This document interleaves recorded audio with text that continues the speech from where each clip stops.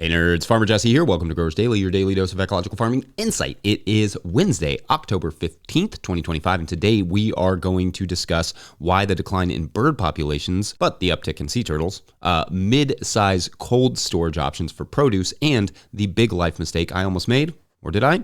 We'll find out, so let's do it.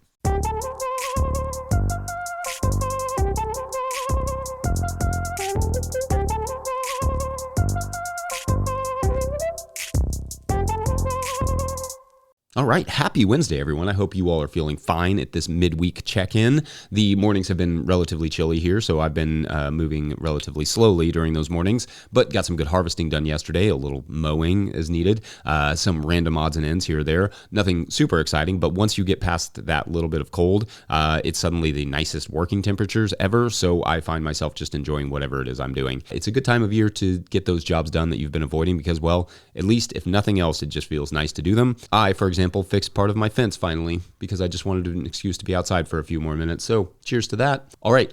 So today I thought we'd discuss a recent update to the International Union for Conservation of Nature Red List, as you do on Wednesdays. This list is generally considered the international authority on species health. Basically, the report said some expletives. Okay, not exactly expletives, more like implied expletives, specifically that 61% of bird species are seeing declining populations, up from 44% in 2016. Now, that is a little misleading because it doesn't necessarily represent a nearly 20% jump in 10 years, but rather it represents better reporting. So effectively, we are just better able to tell how incredibly crappy birds are doing right now. A big percentage of the cause of this is deforestation. Birds, it turns out, need trees. So when we cut them down, the bird populations see natural rapid decline. Now, the nice thing about this is when managed thoughtfully, healthy forests can help rebound these populations quite effectively. Quoting the Times article on the report, quote, birds can recover when given the chance, as shown by two species from the island of Rodriguez in the Indian Ocean. Historically, forest clearing and livestock grazing decimated birds there, driving most to extinction. By the 1970s, the island's last two native bird species, the Rodriguez foti and the Rodriguez warbler, teetered on the brink with just a few breeding pairs each. But as conservationists stepped in to restore the forests, the birds came back. With this update, both species moved to least concern. That's fun. End quote. I love these sort of stories because it shows, yes, we make huge mistakes, like epic ones, but also that we can correct them with good ecological management. Of course, I don't need to sell anyone listening to this podcast on the importance of birds. They manage mosquitoes. They help protect trees and plants, which in turn protects our food and oxygen and water. They help the soil fertility. They help spread biodiversity through the spreading of seeds because they require a wide range of foods and habitats. Birds are also a reflection of the health of our planet, and the fact that they continue to decline isn't the type of thing you really want to see in that reflection. Another animal found to be sort of falling in this report were Arctic seals. This is important because their decline is largely due to the melting of sea ice. Planting more trees for the birds is an easy fix for them, but slowing the warming of the planet, albeit somewhat connected, is a much taller task and would require significantly more buy-in. Like governments and individuals all have to care. Again, these species declines are less about the specific species, like you do not have to be a seal or a bird fan to care, though you should be because both of those things rule. But yes, these declines are less about the specific species and more about what the species declines represent. They represent effectively a dying planet, a planet that's going to be a harder place to grow the things that we love, to sustain the birds and animals that we love, and to keep ourselves healthy. The big bright spot in this update is that populations of sea turtles are on the upswing, thanks, similar to those birds we mentioned earlier in the Rodriguez Island, in large part to conservation efforts. Better fishing gear, less hunting, more protection of nesting places, that sort of stuff. Caring works, but the doing part is required. We have to do. And that means some changes in the way we operate in this world. Because with the bird species, with the seals, go other species that rely on them. Again, it's not about the specific species. It's about what their decline says about how humans are doing as the stewards of this verdant planet. And frankly, we're not doing great, but there still is time to turn it around. So I hope we can all get behind farming and living in ways as much as possible that we can, help grow species richness and numbers. Remember the story I told on here about the diner with the time traveler where, they would go back and to pick up produce from a time when we could actually effectively grow produce at a decent price in a climate that was working. The thing the main character was fascinated by was not the food, not the time travel, but rather the fact that birds used to be real. I don't want that to be our future, where kids are looking up at you and saying, Grandpa, were birds real? Which, incidentally, is also my favorite 4-word short story I ever wrote. Anyway, I know it's not cheery stuff, but there is a dash of hope in there too, because not only can we fix this course that we're on, we can make this planet abundant and better than it ever has been in our lifetimes through good ecological stewardship. I don't know. What say you all? Let us know in the comments section. Otherwise, we're going to take a quick break, and when we return, cold storage between a fridge and a walk-in cooler, cold storage. I mean, you don't put them between. It'll make sense in a minute. BRB. Hey guys, this is Wilder Roots here in Weaverville, North Carolina. We just got our cover crops in of rye, winter peas, and crimson clover. Our tomatoes in the tunnel are just about done, so we just seeded up some lettuce to cover those beds. And over here we've got peas and oats, so we can break into this early spring. Cheers. Today's episode is brought to you by Farmhand. Renewal season is here, and the work you put in now is what brings members back next year. Ari Memar, founder of Farmhand and a guest you've heard on this podcast, has worked with regenerative farmers to create a playbook that turns renewal season into a growth season. One farmer, Melanie at Shake Fork Community Farm, brought in $40,000 in renewals in just 2 weeks using this strategy. Now, Ari and Melanie are sharing the exact approach in a free live workshop and downloadable playbook. Watch on demand and get the playbook at farmhand.partners/no-till. That's farmhand.partners/no-till. All right, back to the show.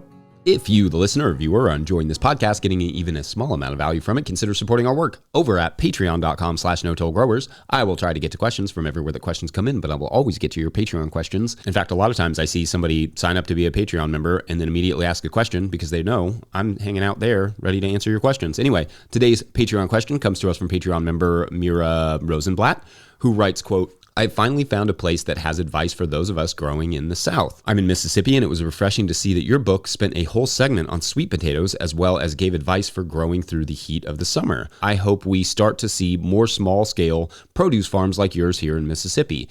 We have such a long growing season, a rich gardening history, and so many food deserts throughout the state. Thank you for all you're doing. Thanks. You're welcome. I'm looking to expand our homestead into selling at the farmer's market next spring, and I'm putting in a small area, about 300 feet total, of 30-inch beds, to grow an assortment of veggies. My question is about cold storage of produce. Is there a step between stuffing veggies in the family fridge until market and having a walk-in cooler? Getting a walk-in feels like a big investment for my size, but I don't think all the lettuce, carrots, etc. will fit in the family fridge. Get another fridge, maybe?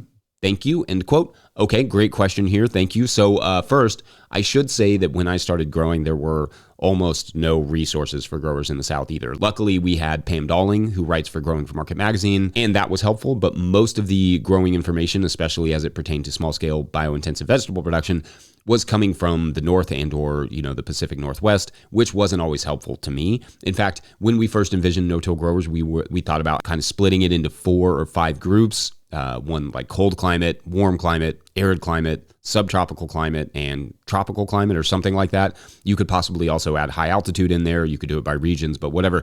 The reality is that we did not and do not have the money to really dive into that level of nuance, but it would be rad because sure, maybe someone in, say, Southern California or Northern Ontario or wherever you may be can glean some tips from my work here in Kentucky Zone 6B sometimes, but they probably would get a lot more out of a grower from their climate.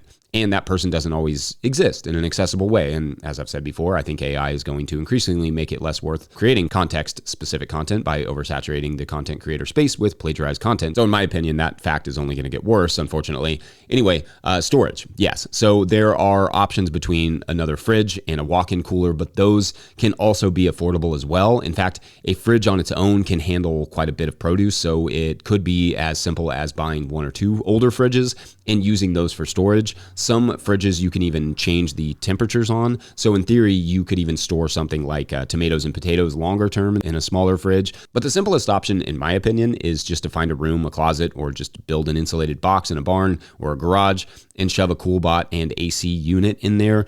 The CoolBot system is pretty simple and it converts an AC unit into a compressor.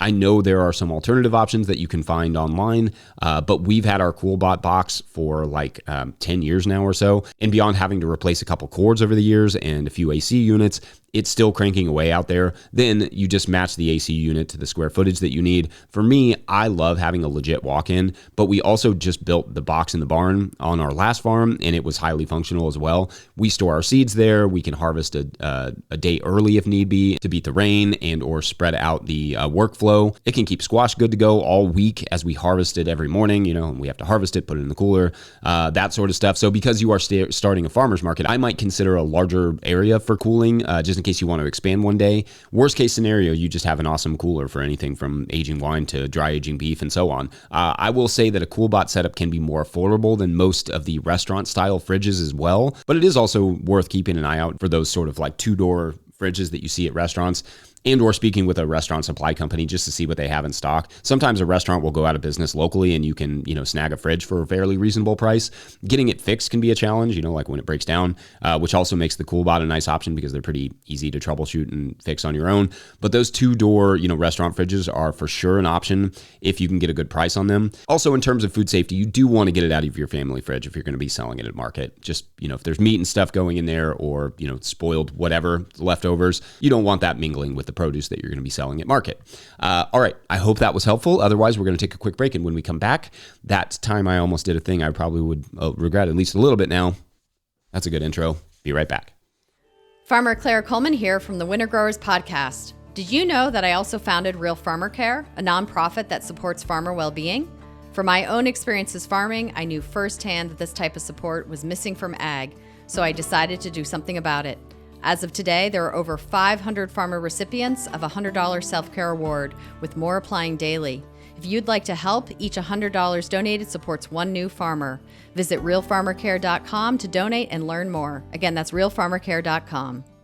So life is funny because so much of it is just straight up luck. Luck what family you're born into, luck where you're born, luck how good your parents are at parenting, luck what coaches, teachers, and classmates that you get growing up, and sometimes luck just choosing the right or wrong thing to do with your life. I grew up fairly poor and with a single mother who had her demons, but she definitely cared and tried. Plus, I mostly had good adults in my life, so by and large, I think I certainly lucked out in that way. Then when I grew up, I was inches away from making a decision that, in retrospect, would have been really difficult one for me to deal with now, and I feel lucky in a way that I didn't go in that direction. Specifically, I almost dedicated my entire life to alcohol, which, as someone who no longer drinks, would be incredibly awkward. Now, I've talked a bit about this before, but there was a time when I was in deep talks with a vigneron in France, somebody who makes wine in the vineyards, about moving there and being that person's apprentice with the goal of being a winemaker one day. I wanted to start a winery, a brewery, a distillery, something along those lines. Even when I decided against moving to France to learn winemaking and instead came, home to Kentucky to learn to farm, I still wanted to start a winery. Like, it was still banging around in my head that this, it would maybe be like a fruit winery or something, but still. Then I just fell in love with growing veggies, and over time fell less in love with alcohol and more in love with food and soil and nerdery. The thing is, though, I was close. I was starting on business plans and scheming up ways to make an organic fruit winery a thing.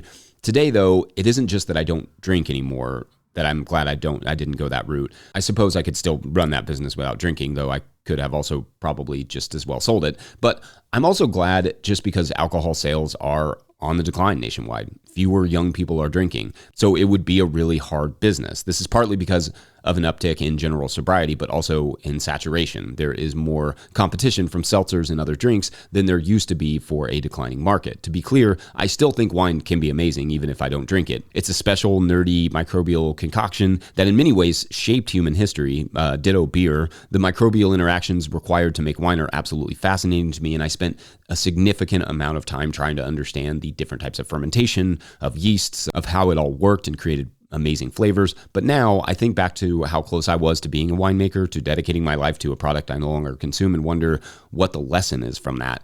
And I don't know that I have a great lesson, but I do think there is something to be said for when you get to that point in your life where you get to make decisions about who you are and what you do, choosing to focus on something that you and the world needs, like food, more than something the world actively wants to quit sometimes, like alcohol, is a really important moment. Again, who knows? Maybe I would have built something cool and could have, just sold it and moved on to something else when I decided to quit drinking. Or like I've argued for folks in similar positions before, maybe I would have just pivoted to mocktails sales and juice making or something. Who knows? But I'm thankful that I focused on food. Hard to say how long I'll be able to do it just physically, but at least I know I'm never going to quit food. That to me seems like a good approach to choosing a business. Choose something that even when I decide I no longer want to do the work or I no longer can do the work, I will always enjoy that product. Not sure if that was a fully formed thought, but what do you all think? Did you almost go down a career path that you look back and think, whew? I'm sure there are more than just paths I could have taken that were just alcohol for me, but wine and beer were huge parts of my life. Deep down, though, I knew I would probably back away from that at some point, but I didn't really think teetotaling would be such a widespread phenomenon. That is the type of stuff that is much harder to predict. Anyway, I think Wednesday and this rant are both done. Thank you all for this weird platform that I get, where I get to just like ruminate on these weird ideas banging around in my head in real time. So shouts to that. But don't forget, if you want to support no-till growers or that fact, you can do that because we are now officially a nonprofit 501c3. So donations, they're tax deductible and greatly appreciated. Please make sure to like and subscribe and or follow wherever you're getting this podcast. That's an easy way to help us out as well. Enormous thank you to all of our show sponsors. And if you'd ever like to sponsor the show, you can reach out to Farmer Michelle at no-tillgrowers.com. Huge shouts to Willie Breeding for the theme music and Mike Hilbert for the production help and editing. Also, shouts to Epidemic Sound for the background music that you can hear. That's my water break. That gets me ready for the story at the end. Pick up a hat or a copy of my book, The Living Soil Handbook, at no-tillgrowers.com to support our work. Big thank you to everyone over at patreon.com/no-tillgrowers, where at a certain level, or if you just bump up from one level to another, or you sign up in the month of October, you get a shout out on the show. So big shout outs today to Finding Ground and Rachel Phillips. Good stuff. Thank you all for signing up. It keeps this story going. So as you will remember, our dancer, Raj, was hit by a car tragically, and as a result, lost his legs. Raj had spent his whole life, swing dancer and teaching swing and all these things. And he took this incredibly hard at first, as anyone would. But the one thing he always loved about swing was the mixture of, the set moves, but with the improvisation. He started to think about his loss of legs just as another situation that needed some creativity, some improvisation. He started figuring out ways to not only get around efficiently, but even ways to dance. Indeed, he was now dancing in his chair, using his arms in ways he hadn't before, and started even coaching other people who were also reliant on wheelchairs or canes or crutches to find a way to dance, to enjoy music and enjoy being out. It was a whole world he'd never seen, and he began to fall in love with it, with the new friends, with figuring out ways to introduce them to swing. But in the back of his mind was always his doctor's words, that this doctor knew people who could, quote unquote, grow legs. One day he decided to give the number on the back of the card that the doctor had given him a call. What could be the worst thing that happened? That is for tomorrow on the regenerative dance. Yeah. All right. Thanks for watching and or listening. We'll see you then. Bye.